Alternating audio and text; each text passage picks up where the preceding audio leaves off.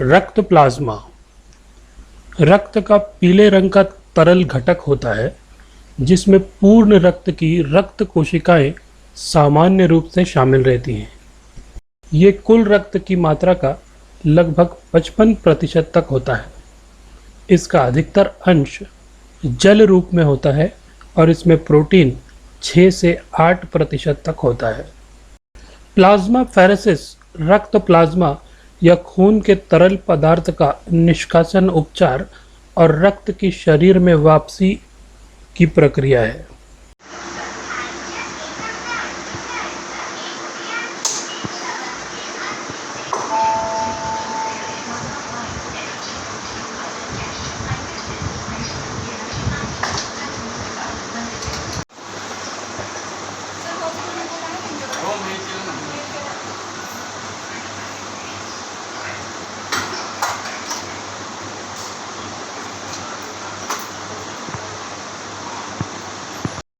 ये एक extra corporeal therapy है जिसका अर्थ रक्त को शरीर से निकालकर मरीज का उपचार करके उसे फिर से शरीर में दाखिल करना है।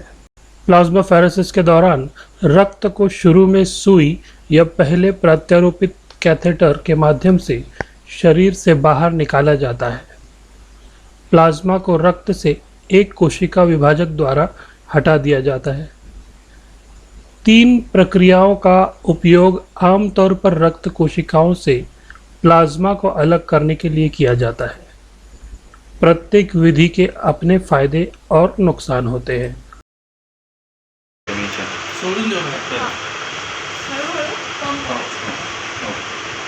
सरांना विचारून घ्या तुम्ही, मी रिपोर्ट पाठवतो।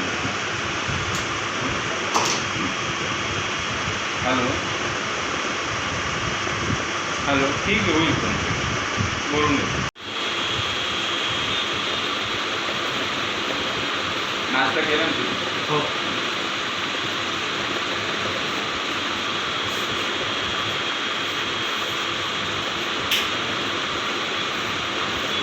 डोळे उघडे हे कर, हां ते फोटो काढता म्हणून असं काय नाही।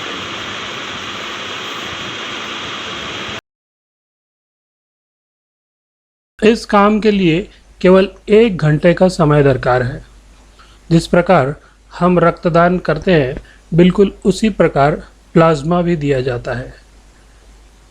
केवल कुछ देर के लिए रक्त को शरीर से निकालकर एक मशीनी प्रक्रिया द्वारा उसमें से पीला तरल यानी प्लाज्मा निकाला जाता है।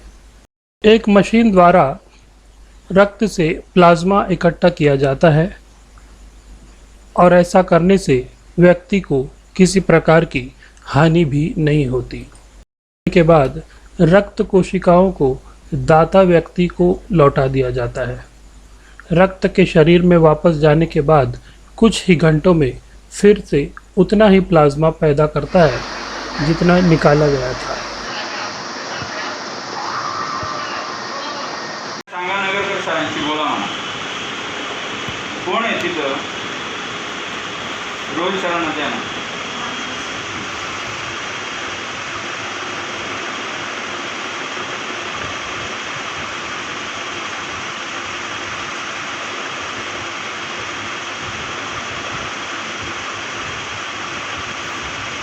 झालं की प्लाझ्मा फेकतो तिकडं, ब्लड परत रिटर्न तुम्हाला देतो, त्याच्यात प्लस सलाईन देतो असं।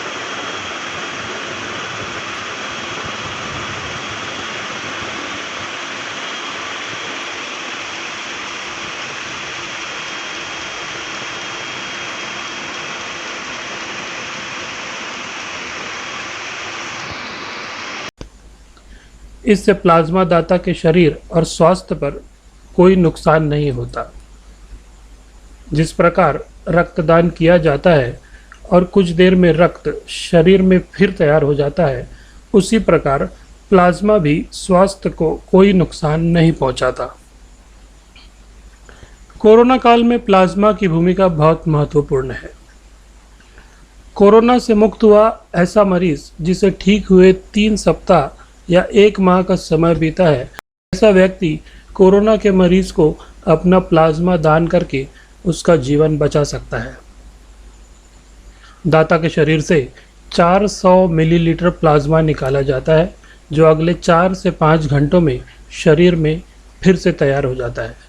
लेकिन ये 400 मिलीलीटर प्लाज्मा 2 मरीजों की जान बचा सकता है। कोरोना के ऐसे मरीज जो 1 माह पहले ठीक हुए हैं, अपना प्लाज्मा दान करने के लिए बिल्कुल भी न डरें और अपना प्लाज्मा दान करके लोगों की जान बचाएं। जल्द से जल्द आगे आए और गंभीर रूप से कोरोना से लड़ रहे मरीजों की सहायता करके उनकी जान बचाएं।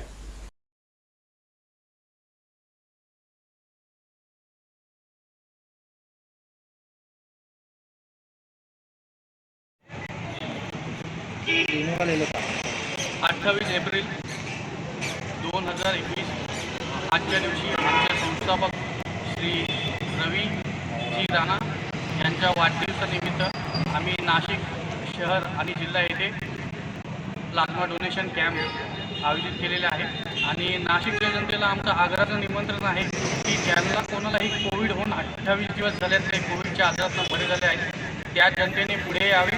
कोविडच्या जे आता सध्या आजारी आहेत त्यांना प्लाझ्मा डोनेशन करावे, कारण का प्लाझ्मा डोनेशन थेरपीने भरपूर जे पेशंट आहेत त्यांचा आपण जीव वाचू शकतो.